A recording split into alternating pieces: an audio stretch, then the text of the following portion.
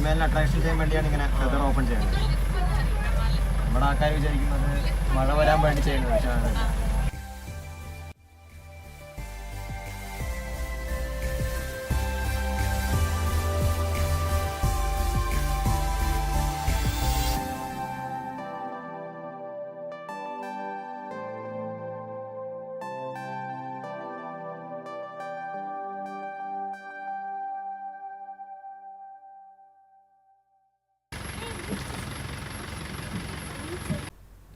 ഇത് dam view point ആണ്.